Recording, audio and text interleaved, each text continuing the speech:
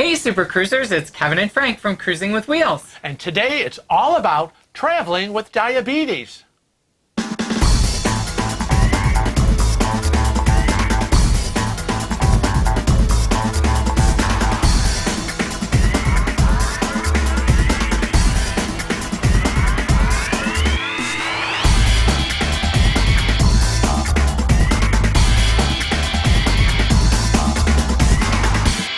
Now I know all about this one. I take oral medications every day to control my diabetes, and my mom takes daily insulin shots. So where do we begin? Well, let's start with the basics, okay? Before you leave, okay? You've planned this cruise, you've got it booked, and it's coming up soon. First of all, like we do for everything, and it's not just diabetics, but anyone that has a health issue, ask your doctor for a prescription for insulin and any other medications you might need in the event of an emergency. We always believe that before we cruise anywhere, we always see our doctor first and the dentist. And the dentist, yes. Yeah, to make sure we're all good to go. But for the diabetics, you got to make sure you have enough insulin, any other medication that you might need. They also suggest that you prepare a letter or a statement detailing any allergies and exactly what needs to be done to keep your diabetes in check. You don't want to go into diabetic shock or have any other issues. Everyone around you traveling with you Should know. Yeah. Yep. And see something, say something. Yes. Now, travelers should all wear a medical ID bracelet that shows that you have diabetes. If you leave the country, the American Diabetes Association, also known as the ADA, recommends learning how to say, "I have diabetes," and "sugar" or "orange juice, please," in the languages of the countries that you'll be visiting. If you have a flight with meals, you can request in advance one low in sugar, fat, and cholesterol. I know. Now, who would think about that? It's like you're traveling, maybe you're doing a European cruise, or Europe, you're coming over here. I never thought if you got medical issues, you need to be able to inform whoever around you should something happen of what is wrong and what you need. Now, when you travel, the ADA and others recommend packing twice as much medication and blood testing supplies as you think necessary. Pack these in a carry-on bag and keep it with you at all times. Do not put it in your checked luggage. In addition, bring snack packs of, let's say, crackers, cheese, peanut butter, fruit, nutrition bars, and some form of sugar like hard candy, raisins, or glucose tablets to treat low blood sugar. It's a good idea to keep your insulin in a bag that will keep it cool, such as a portable Medi-Cooler. Remember, proteins are good, Yes. like cheeses. They slow down the sugars. Right. When I pack Kevin's lunch every day that he takes with him in his little bag, he has a container of, I give him peanut butter crackers. He has the the cheese stick, and some bars to take with him. And he's working all day, and if he feels a drop in blood sugar, he needs to snack. When I was still working, I've worked with many associates who are diabetics, and I remember one of them would say, "Frank, remember at 11 o'clock every morning, I need relief. I need to take my food break." She needed to go back and have her snack. Exactly. And whether I had to cover for her or get someone else, 11 o'clock she had to go. It's funny, that's exactly what happens at work. Yeah. 10:30 I eat when I call you, and then I have to eat again at 1, and then I have to, just to keep it going. Now, whenever possible, the FAA recommends keeping medicine in its original pharmacy labeled packaging. Yes, don't start putting stuff in plastic bags. Well, we use like the pill sorter. Right. So it's not in there.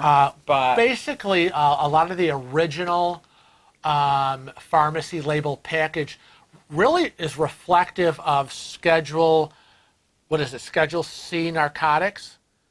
I don't know anything it's- about schedules. I Yeah, just know. yeah, it's like a what is it? Schedule controlled C. substances. Thank you. Controlled substances. Schedule C, I think Like you're thinking of taxes. Well, whatever. My lorazepam is a controlled substance. It needs to stay in its original pharmacy container. But your metformin is not controlled. My levothyroxine for my thyroid is not a controlled substance. So you need to know controlled substances need to be kept in original pharmacy containers. Thank you. Now, last, and here's one that again you maybe might not think of, but when you travel, you might be traveling through different time zone and experience time zone changes.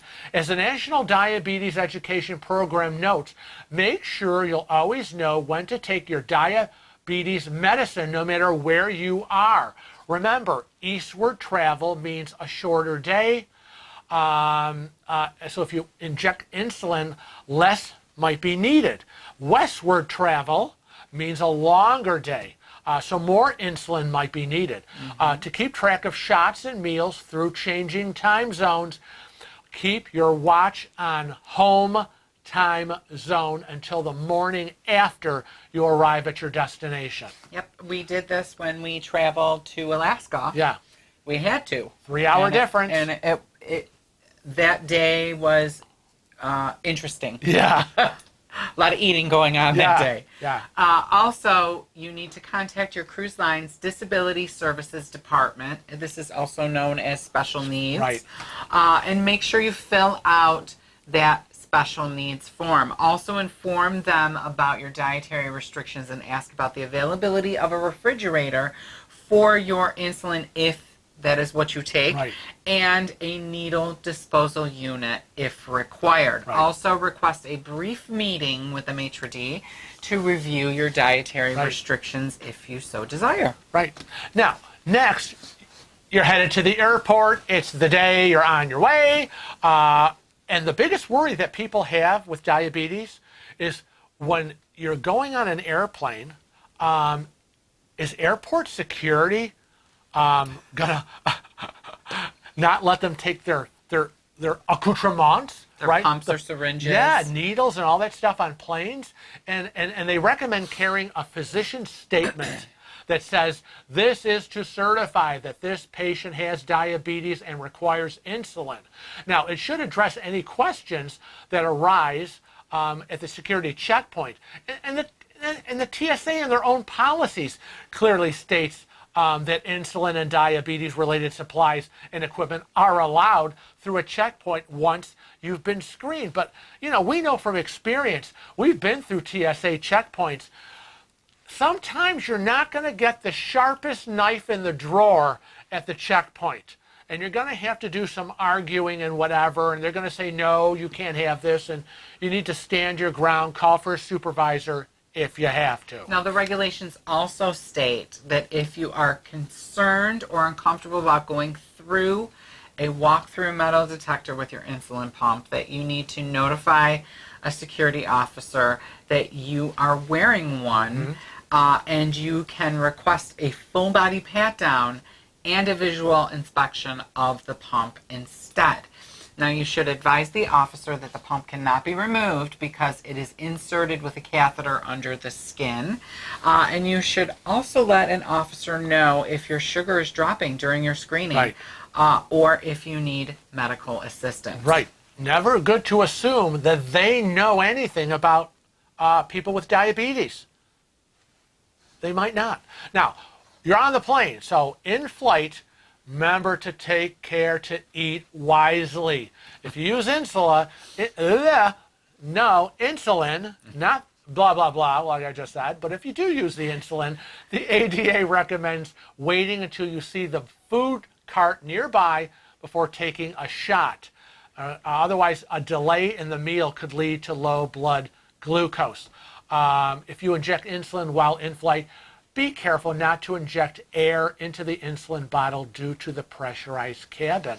And I also want to say, for those of you that are concerned about needles when you're on the plane and what do you do with them, once you've injected your insulin and you've eaten your meal, You can dispose of them in the lavatory. There will be a receptacle there. And yeah, I just want to say that. Yeah. People don't know this. Who knew? Now, the next step is you're boarding the ship, right? Oh, thank God. And jet lag can make it difficult Yeah. to tell whether you have very low sugar or very high sugar or glucose. Traveling and flying, it can be a real jolting experience to your body. So check as soon as possible after you land. If you don't have sharps, a sharps box, notify your stateroom steward upon boarding, and they will usually provide a proper disposal container. But this goes back to notifying special needs. If you have notified them, then it will be there. Yes. So due diligence on your part will make your traveling that much easier. Right. Again, preparation prior to your cruise, prior to traveling, makes traveling and cruising a lot easier. Now, cruise line policies differ when it comes to refrigeration of medication. Many will supply a stateroom Metafridge. Others will provide insulin refrigeration with 24-hour access through room service or the front desk. I think a lot of the 24/7 whatever takes place through, I think, the medical center.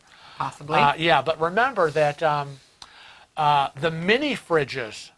The mini fridges are not set to the proper temperature. You need to order the Metafridge. Right. You need to fill out the special needs form. Now, if you are more active than usual during your cruise, your blood glucose level could drop far too low. Just in case, bring snacks when you're out in port, hiking, sightseeing, and never go barefoot as you do at home. You need to check your feet regularly for blisters, redness, and swelling. On any shore excursion, take along your meds and a pair of extra socks to keep your feet dry. You may be on a vacation, but you've got to remember that you've brought your diabetes with you. And those people who are diabetic know how important proper foot care is. Extremity care is.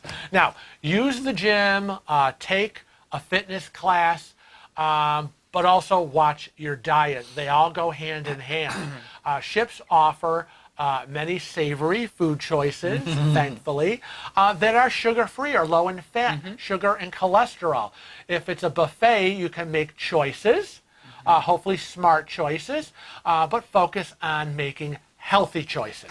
Now, I also just want to side note say that alcohol is something you need to watch because there's a lot of sugar in that, and making good choices goes for the beverage you've selected as well. So do your research on what is good, what is bad. I mean, really, they're all bad, but there's life balance, right? Yes. So if you're going to have a beverage, make sure that you have something with protein in it. Right. To slow down that sugar. Right. We want to thank you for joining us for another exciting video. And remember, don't just watch our videos. Become a regular Cruising with Wheels family member. Hit that subscribe button.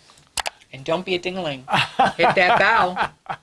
And remember, we're not just on YouTube, but we're on other social media platforms. You can find us on Facebook, Twitter, Instagram, and Snapchat. And remember to always travel safe and cruise often.